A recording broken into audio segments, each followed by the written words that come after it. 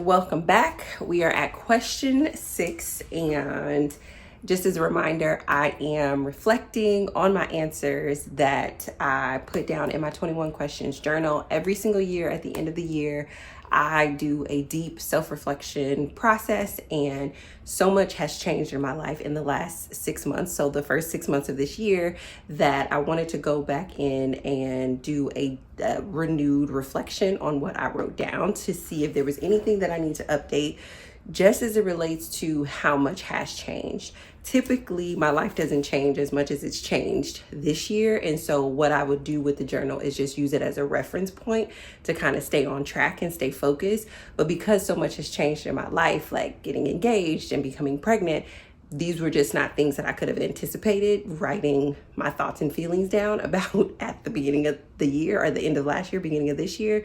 So it's part going back to reference it, but also part going back to see what, if anything, needs to be updated so that way the next 6 months of this year is still a year that I can be incredibly proud of and excited about as I move into December. And ultimately, the whole point of this journal is to intentionally create the life that you want. And so with so many of those dreams coming true at the beginning of the year, just want to go back and update. So we are on question 6 of the 21 questions, and this question is in the personal area of life. Again, inside of the journal, I break each question into 7 different categories to make it a little bit easier for you to understand how your life works and maybe where you might need to focus and where you can kind of be on autopilot. And this one is in the personal area of life. And the question is, what do I need to release from my head, my heart, and my hand? And your head, your heart, and your hand is a metaphor for the idea that, like, in our hands, there are tangible things that we need to let go of, like physical things that we are gripping with our hands, right? Then we also have things in our heart, like emotional things that maybe we're not holding on to them physically, they're not in our space, but they're still in our heart and we still need to let them go.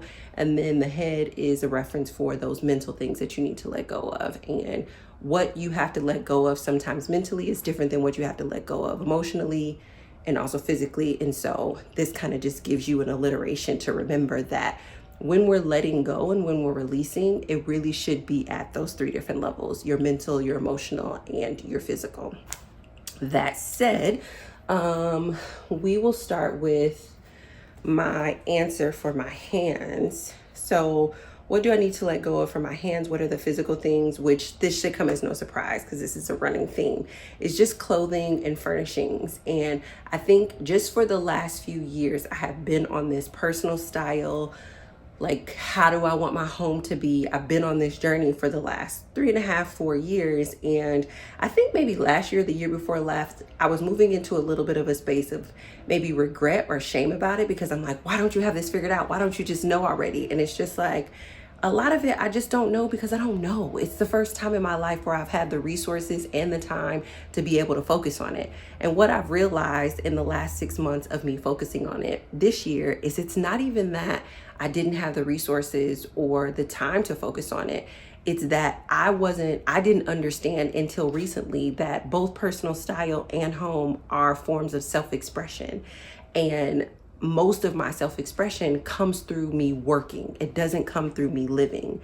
Personal style and home are living things. So it's like I had to learn, well, how do I express myself for myself, not for other people? I was quite literally raised to serve other people. My religious background, my family of origin, the value systems that I was given, me being a woman, born and raised in America, like everything about me was like, or everything that I was conditioned to believe about myself that was, I don't know if the word is worthy, but just the way that I was conditioned is that, like, you are here to be of service to other people.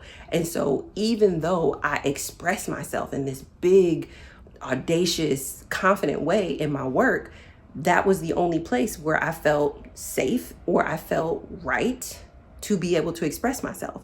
But what's been happening over these last 3.5, almost 4 years is there's been this deep craving to just express myself for myself, not for the purposes of gaining anything, whether it's gaining money, gaining followers, gaining community. No, just to express myself. And That wasn't something that I realized until this year, that both personal style and home interior design decorating is just a form of self-expression. And that is what I've been trying to do for the last three and a half some odd years. And the reason it's been challenging is because I spent my childhood, my young adult years, even some of my even early like adult years, being told that I shouldn't and I don't need to express myself, that having a self isn't the healthiest thing in all the land. Like, you should really focus on being a gift and being of service to other people. So it took a little bit to come back to this idea that what I wear, how I do my home, all of that stuff matters.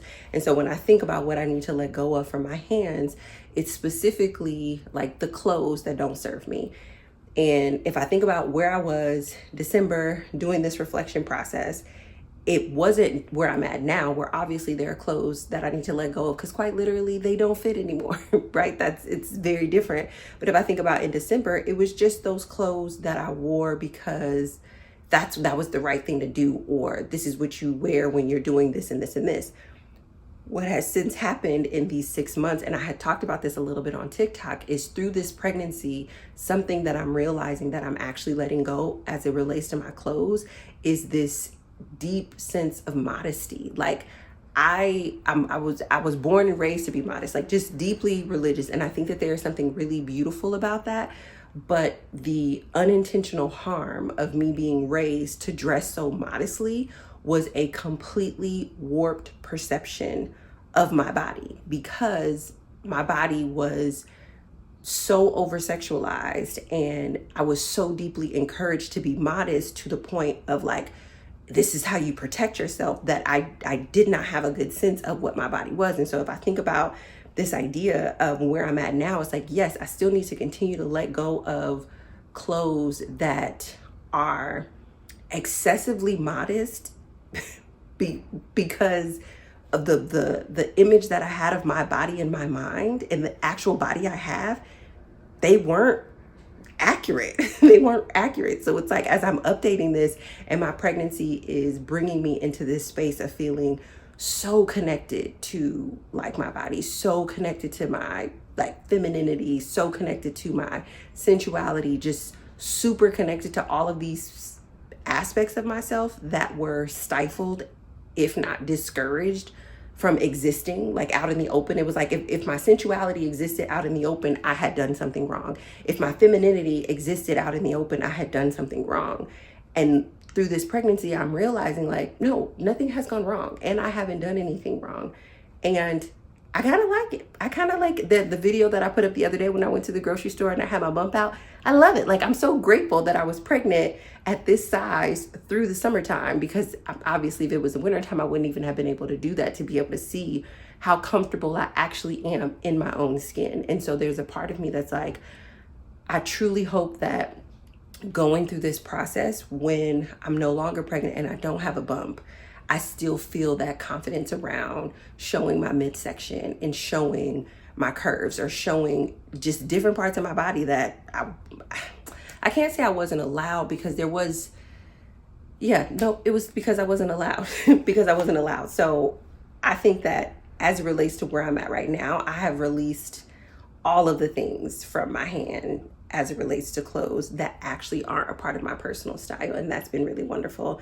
I think from a furnishings perspective, releasing the pieces of furniture that I've bought and tried and I didn't like because I felt so guilty and I felt so wasteful. It's like, even if I think about like how many homes I've had in the last couple of years, just because I've been trying to find the right place that fits me, right? I loved my studio. That was the last home that I really, really loved. And I've since lived in 4 homes since then. And I felt so guilty for continuing to move and not knowing what fit. Like, why isn't this luxury apartment enough? Why isn't this super spacious 2-bedroom enough?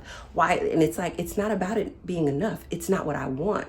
And now that I actually have a choice and I can choose what I want, it feels different than getting what I need, right? My studio happened to just be a combination of what I wanted and needed, but it was still more so of what I needed. Since then, I've been able to live in any type of home in this city that I want to live in, and I didn't know what I wanted. And so giving myself grace around, okay, as you were trying out these different homes, I'm obviously trying out furnishings in these different homes, and a lot of those furnishings don't fit. So there was a couch, like when I was in my luxury apartment, it was, I think the couch was maybe 120 inches. That couch can't fit in here. So even if I wanted to, quote unquote, this is what I was saying in my head, not be wasteful and bring that couch to this apartment, I can't, because it literally can't fit. And so giving myself the grace and the permission to let go of those furnishings that I tried in those spaces to figure out what my interior design style is, what I